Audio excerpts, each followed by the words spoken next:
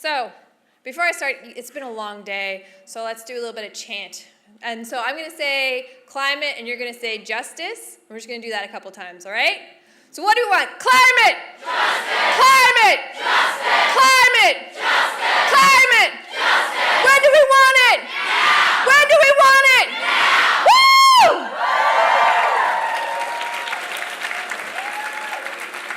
It has been a long day for me, everybody. So I just got here yesterday. I'm still a little jet lagged, and I'm really, really tired. But I'm here, and I'm happy because you guys are all super inspiring.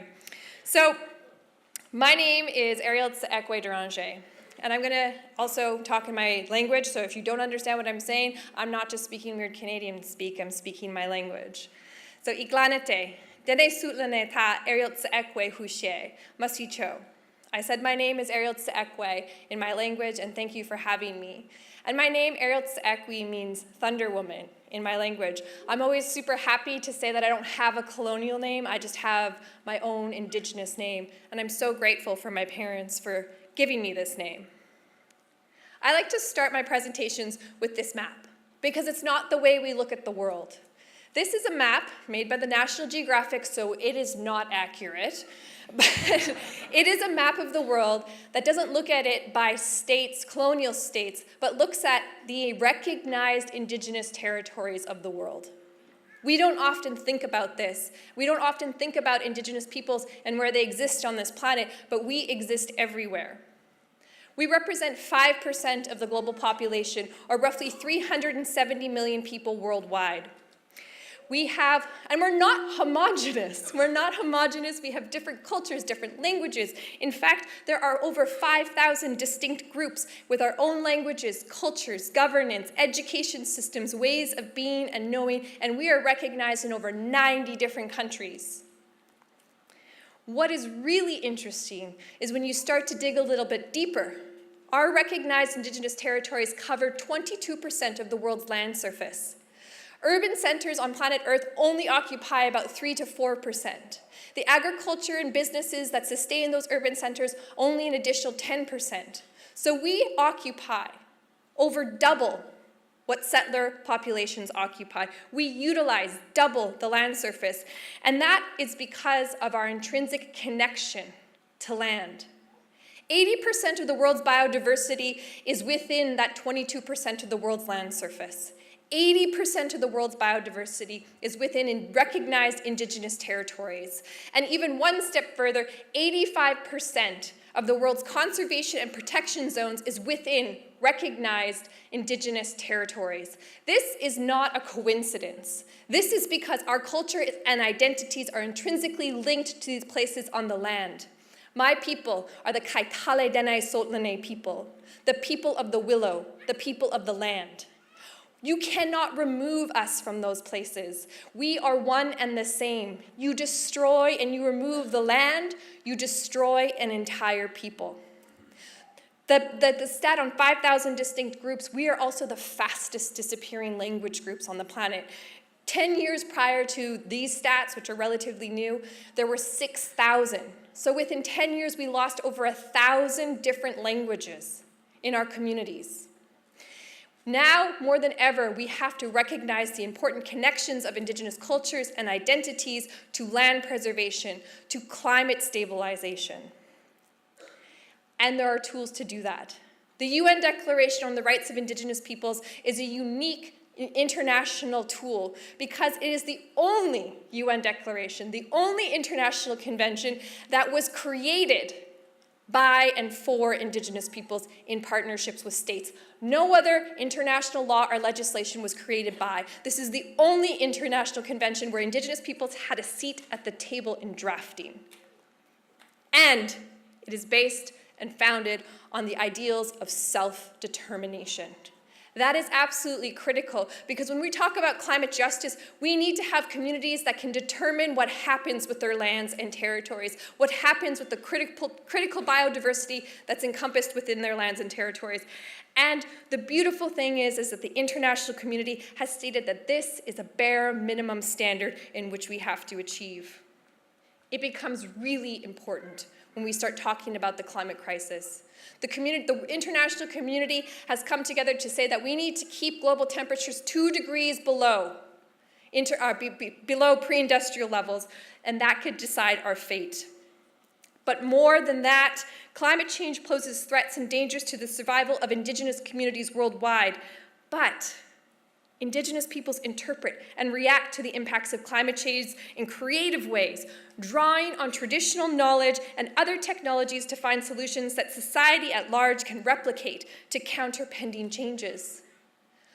Those intimate relationships, that relationship with the land that we are born and raised with, that passes through our generations, through our storytelling, through the way that we work with the land, can help us find solutions that are not just wrapped up in economic solutions. Our communities are slipping into the sea in the Arctic. There are places, and this is from my community, where the water levels are dropping because of higher temperatures and lower precipitation, which is setting off a whole slew of chain reaction events like forest fires and floods. There's a destabilizing and an imbalance that's currently happening because we've lost our connections to place and to land. And those connections are still remembered and recognized and practiced every single day by Indigenous communities the world over. We aren't alone. Our Indigenous brothers and sisters in Australia are no different than my community back home in Canada. I gotta see if this video works. It might not. No, it's not going to. The video was talking about how Indigenous people the world over are experiencing climate change, and we're not just the first to feel the impacts of climate change, but we have the solutions to move forward. And the international community, all 195 nations, have risen to the challenge, signing on to the Paris Accord, trying to keep parts per million together, putting together report after report saying we need to keep fossil fuels in the ground. But also within these international agreements, it's the first time an international convention has recognized the rights of Indigenous peoples. That is critical.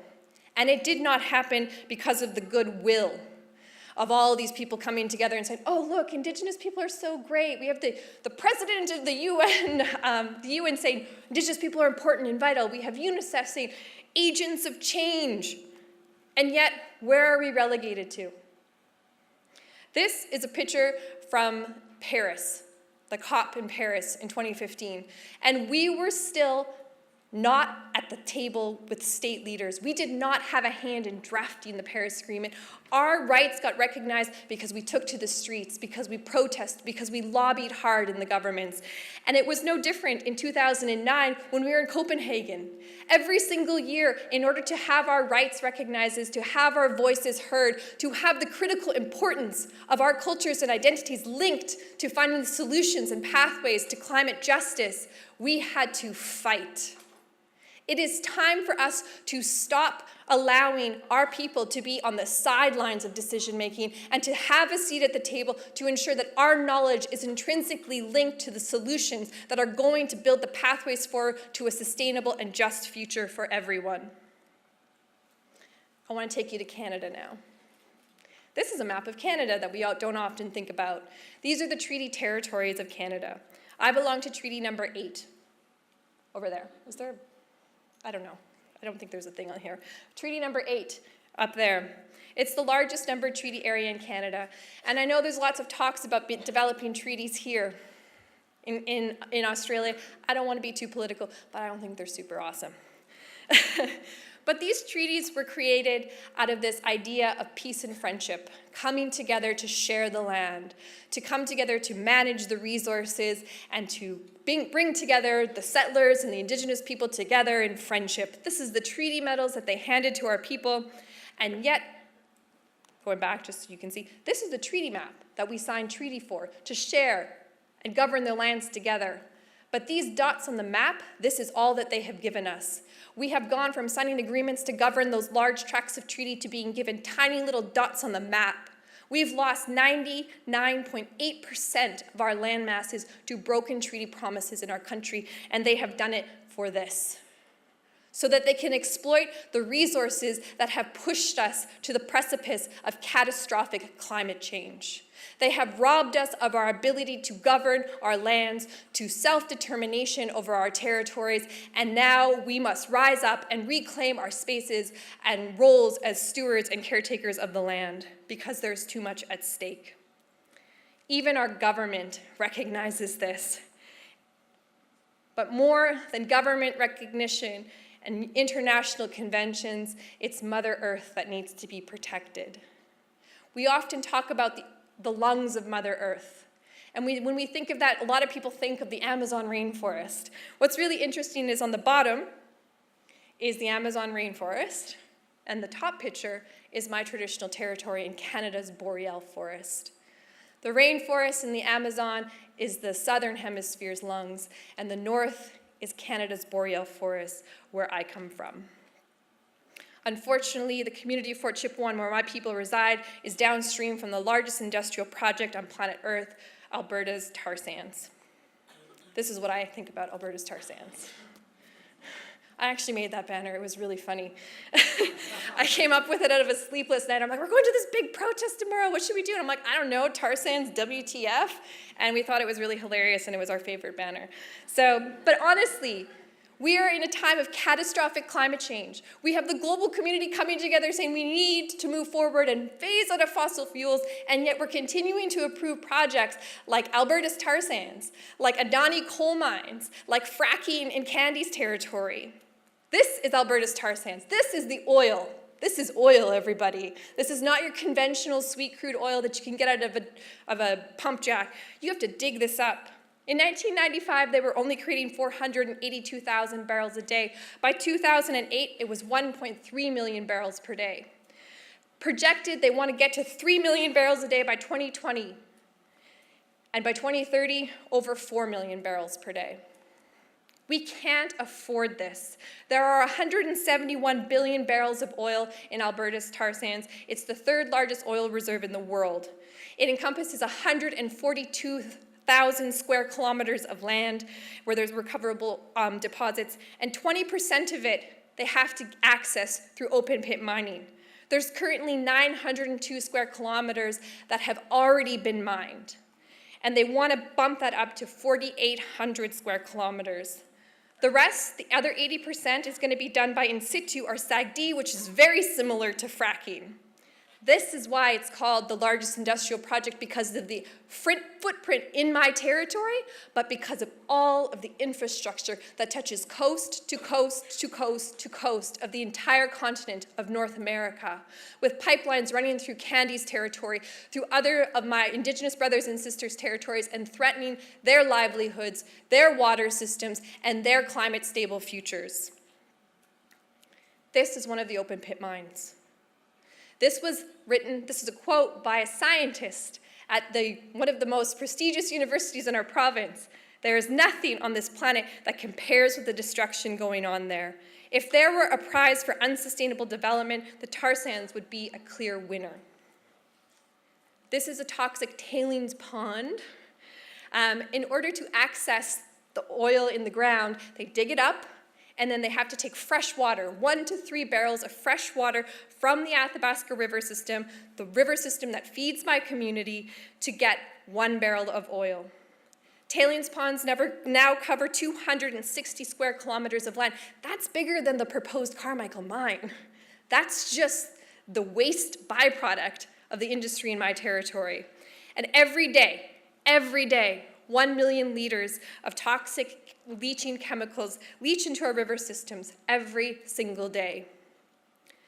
Since the operations have begun, actually I just found out recently, it's more than 2 tons of what industry refers to overburden, or the lungs of the earth, boreal forest, has been removed. This is more dirt than has been moved for the Great Wall of China, the Suez Canal, the Great Pyramids of Cheops, and the 10 largest dams in the world combined.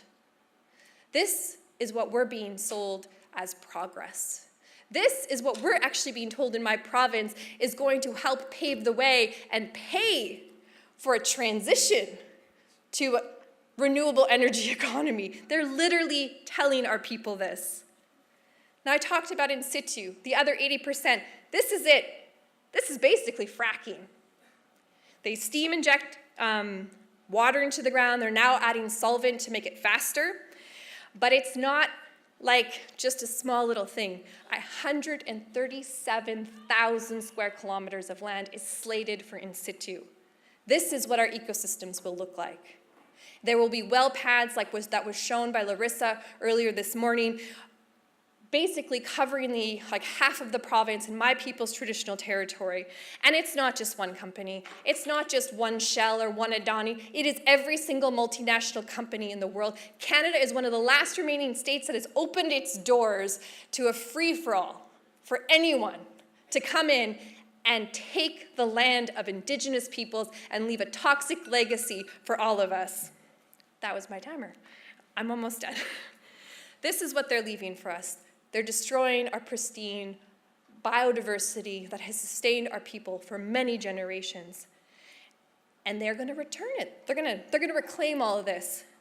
But this is what they refer to as equivalent land use capacity. This is supposed to reclaim so that we can continue our cultural livelihoods, and they've only reclaimed less than 2% of all operations to date, and they've been in operations since the 60s. This is all cumulative, having cumulative impacts to climate change. This is in my region, the dewatering of our systems is the top picture is taken 1 year, so 2014, 2015, the exact same spot. In some of our places, we have lost 6 to 12 feet of water levels in our river systems, making access to our traditional sites, our sacred sites, our hunting, fishing, trapping sites inaccessible now. Fish nets are coming back empty because fish can't spawn because the water's too shallow and too warm. And the toxic legacies and contamination.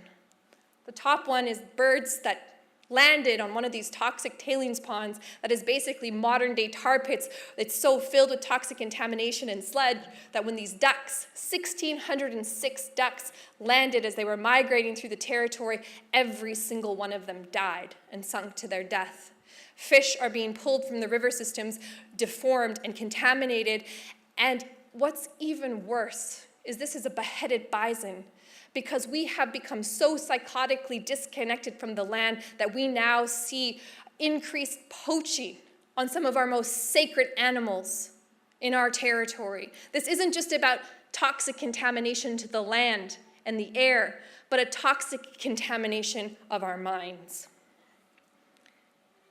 And it's everywhere. This is everywhere. We have a responsibility, a moral responsibility, to make sure that this doesn't happen.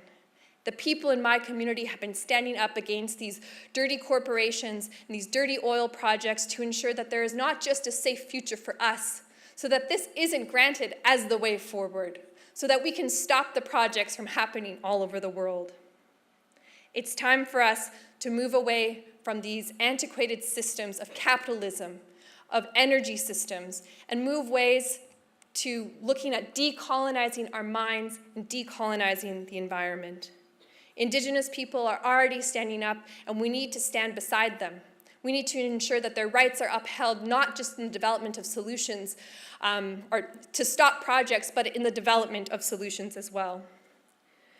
We need to reclaim our spaces as caretakers of the land. And most importantly, a lot of people don't really understand what decolonization is, and this is the simplest definition I've ever seen. Decolonization is about the return of and connectedness to the land.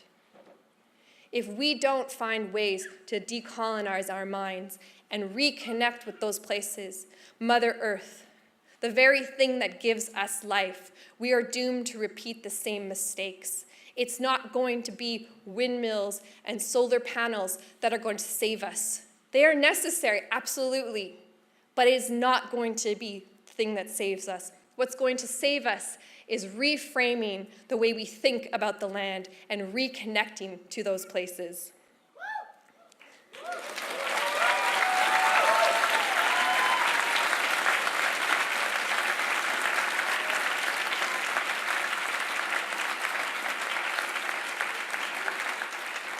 So I just want to leave you with, when we talk about developing solutions, Indigenous people's rights are 100% essential to climate leadership.